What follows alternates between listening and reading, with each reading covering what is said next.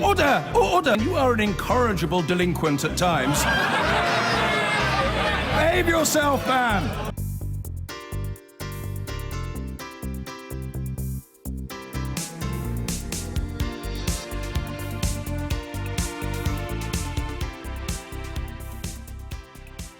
Good evening. There'll be no second referendum. That's been the mantra of Theresa May, Downing Street, and today the Home Secretary Sajid Javid. It hasn't silenced Remainers, though, and today one of the most fervent of them, Lord Mandelson, said we should all prepare for a people's vote. The reason? A Sky data poll which suggests there may have been a shift in public sentiment about Brexit, with a collapse in support for Theresa May, but growing support for a second referendum and staying in the European Union. Our political editor Faisal Islam reports. It's been over 2 years since the country split 52-48 Leave Remain. The nationwide referendum result was perfectly mirrored in the Hampshire town of Basingstoke, so a good place to test whether there's been the Brexit backlash suggested by a landmark Sky data poll, which shows half of people now in favour of a new referendum between no deal, the Chequers deal, and no Brexit, with 40% against. On first preferences, 48% would vote to stay in the EU, 27% for a no-deal Brexit, and just 13% backing the government's Chequers deal. So after second preferences, the poll suggests 59% would opt to stay in the EU and 41% would go for a no deal. A leading Remainer campaigner claims this shows Brexit will now go to a second referendum. If public opinion continues to shift, as the Sky poll has indicated now it is doing, everyone will have to get ready for a people's vote on the final deal. No way, say Number 10. The verdict of referendum night remains. There will not be a second referendum under any circumstances. But One Vote Leave campaign HQ staffer, the pro-single market Liberal leaver Oliver Norgrove, said no deal fears were making even him waver. No Deal and Remain are the front-running candidates at the moment in terms of the outcome of Brexit. And if it was No Deal versus Remain? It's a difficult question. I don't have a concrete answer for you because, as I say, it's likely that I would abstain in that circumstance. But I think for me, a No Deal is suicide. I think it's self-harm on an immeasurable scale. Around Basingstoke, there are staunch leavers who now share this unease, but also Remainers who don't back a second referendum. Nobody can decide what's going on. No. We're left in the lurch. We don't know anything. It just seems like we're chasing our tails. Yeah. Would you be surprised if there was another referendum? Because the government can't... I would like that. You'd like another referendum? Yeah. Why about them? You know, like all these people, you've got no reassurance from any of the Tory party, you've got no reassurance from the Labour Party. Every flavour of opinion, but here, like in the country at large, you do struggle to find people who say Brexit is going well. The new Sky data poll has found that just 10% of people think the government is doing a good job negotiating Brexit. 78% say a bad job. That's a 23-point drop since we last asked the question in March. There's no question whatsoever of any other referendum on this. We've had the one and only referendum we need. The decision of the British people is clear and the government's now getting on with the job. A lack of public backing for the Chequers compromise won't just make it harder for the Prime Minister to get the EU to meet that compromise, as she desperately needs, with Remainers seeing fears over a no deal as a route to another referendum, and Brexiters seeing the Chequers compromise as a betrayal of Brexit. The Prime Minister is seeing the middle ground disappear from beneath her feet. At Carlton Gardens, the removal vans have finally arrived, 3 weeks after Boris Johnson quit as Foreign Secretary over the Chequers plan. Here at least, albeit after an interim period, leave means leave. What it means across the country is now firmly back up for grabs. Faisal Islam, Sky News. And Faisal is here with me in the studio now. So Faisal, it must always be said that a poll is only a snapshot. But do you get a sense then, as you go out and talk to real people, as you did in that report, that there is something going on here? So we have had for about a year now the notion that it isn't going very well. The negotiation, the conduct, how it's been affected by government hasn't been going too well. That's been pretty clear in not just our polls, in other polls too. And I think though they are like a proxy for the underlying feeling of unease about where this goes, what we haven't seen really until now is that impacting the top line of support for Brexit or not. And it does appear that that's beginning to happen. And for two reasons, and they go in two separate directions. You have Leavers feeling betrayed by Chequers, so they have sort of stopped supporting the government's compromise. But you also have Remainers and people who are sort of maybe Remain-minded but were previously accepted the result, now hearing all these no-deal contingencies, the stockpiling of food and medicines and plasma products, thinking, well, hang on, what's going on here too? So you then have this middle ground at the exact time when the PM said, go for a compromise, go for the middle ground. You have the country sort of going to the two extremes again. So this is a real problem. Now, I think actually you could point to number 10 and say, did they actually prepare the ground for a compromise? The PM has started to use kind of arguments that were being deployed by Remainers about the future of the car industry, the future of Airbus and things like that. But then also saying, well, hang on, but we also need to be prepared for a no deal.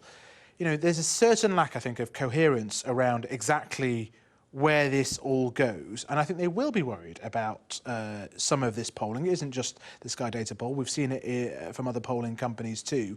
And I think, you know, there's a big strategic question, a big tactical question. Worried about it is a different thing from actually granting a second referendum. I mean, that's just not possible, is it? It would tear the country even further. So I thought actually Peter Mandelson, in that, he seems pretty confident now that the direction of travel is that. But you're right, what are the mechanics? When would it happen? How would it happen? How would you legislate for it? And I think all roads would lead to the fact that this type of change in public sentiment might embolden MPs who are not particularly convinced by the direction of travel to vote down the withdrawal deal. Once you vote down the withdrawal deal, many people feel that it's a general election issue. And this is the twist. When you get to general election, at that very moment, maybe 5 seconds before you get to the concept of a general election, it's in lots of people's interest not to have that general election, and which would basically be a de facto referendum anyway, and just have a referendum instead. So that's the sort of route. I think the timetable's very tight, but that is why you're also hearing this talk about an extension of Article 50. So it gives us a vista of how complicated things could be over the next 6 to 9 months. Well, something for the MPs to think about while they have their summer halls. Faisal, thank you very much indeed, our political editor there. Well, more now on the prospects for a second Brexit referendum, and the Sky Data poll suggesting only a minority of people think the government is handling the negotiations well. Well, with me are the Labour MP Ben Bradshaw, who's a supporter of the People's Vote campaign, and the UKIP leader and MEP Gerard Batten. Very good to see you both. Let's start with something which I'm sure you can agree on coming from this poll, that Theresa May and the government don't seem to be doing a very good job on negotiations. Yeah, I'm surprised that the 78% of people who think she's doing a bad job isn't higher. I'd put it more at 99.9% myself. I think that's one thing we are going to agree on for tonight anyway. Yeah, I mean, Ben Bradshaw, but I suspect that people think that the government's doing a bad job for different reasons within that polling. Yes, it's striking that even a majority of Leave voters think the government's doing a bad job. But I think what's most striking about this poll is its further confirmation of growing support, not just for a people's vote, but also showing that if there was a people's vote on any deal that Theresa May manages to bring back, and that's a big question in itself, that a clear majority would vote now to stay in the European Union, given the reality that we're now facing as Brexit looms. And that is the point, Gerard Batten, isn't it? That it seems Britain has changed its mind about Brexit. Not at all. We had the vote, and we don't forget, as I'm sure you'll remember, Dermot, all throughout that campaign, Mr Cameron, everybody else said, this is your vote, this is the final vote, we're going to implement this decision. We've had 2 years of nothing very much happening, toing and froing with the European Union. If you had a second referendum now, what would you have it on? If you had it on the deal, which is going to be pretty rubbish, I think, at the end of the process, Remainers would vote against it because they don't want to leave, and Leavers like me wouldn't want to vote for it because we think it's a rubbish deal. So the vote wouldn't actually tell you anything. You'd have to have a second referendum on, do you want to leave or do you want to remain?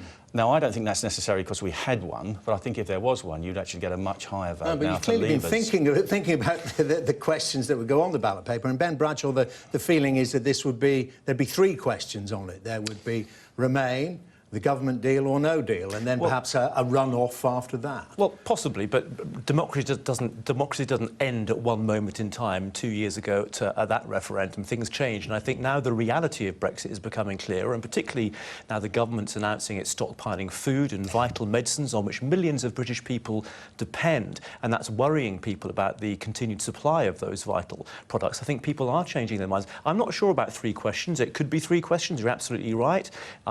Either the deal, no deal, or stay in on current terms. It could just be a binary question between the deal or staying in on current terms, because that's in effect where we're going to end up. That would overturn the result of the referendum, because when we had the referendum, there was no question of you'll have another vote when the deal was worked out. There never was going to be a deal anyway. This whole thing about a mythical good deal from the European Union was eyewash in any case. It was never going to happen. Government's gone on the ballot paper. No, it wasn't. It was, do you want to stay or do you want to leave? And then we were going to leave, and we expected the government to actually carry that through. You must remember, Union. is a referendum to be feared from your point of view, Mr. Batten? Because, you know, your former leader, a man you served under several times, and of course I'm talking about Nigel Farage, back in January, he was saying, I'm beginning to think perhaps, just perhaps, there might be, ought to be another referendum to underline the Leave campaign. Well, you see, this is he did backtrack on that afterwards, of course, and I certainly didn't agree with him at the time. As I said, when we had the original referendum, we were told this was it, it's going to be implemented. And of course, what happens in the European Union, we've seen it many times over the decades, where they have a referendum which comes up with the wrong result. They had it in Holland, they had it in France, they've had it in Ireland. Wrong result, go back and do it again. And this is what's happening now. This is being driven so that the result can be overturned completely. And as for people worried about what's going to happen, I mean, this Project Fear now is absolutely ridiculous. Well, hold on. I mean, this Project Fear that you referred to, Ben Bradshaw, that you're terming it Project Fear, I mean, correct me if I'm wrong, wasn't it Brexiteers who were originally calling for planning for a no deal, some of the contingency planning, to show that Britain is serious about walking away? So the hard Brexiteers have been calling for 2 years for contingency planning for a no-deal scenario. Now the government's providing it. They're complaining it's scaring the electorate and driving them into opposing Brexit altogether. Look, I can't see why any Democrat would have a problem with having a referendum on the deal. The referendum originally was on the principle. It was on the lies and the fantasies and the fiction of the Leave campaign. This is on the facts of the deal we get, if we get a deal. And I think that's a much just clearer talk question about the issue of foodstuffs, because, Mr. Batten, you've been tweeting today about foodstuffs, about crisps. You want a boycott of a certain brand of crisps because television presenter Gary Lineker, who advertises them, I'm not going to give the brand name, but we all know who they are. You want Leavers to boycott them, and you think that would hit sales. I mean, you know, you're the leader of a major party. That was a bit of fun on Twitter, because Mr. Lineker, of course, gets an enormous range in the public because he has a subsidised position on the BBC. And I can give you a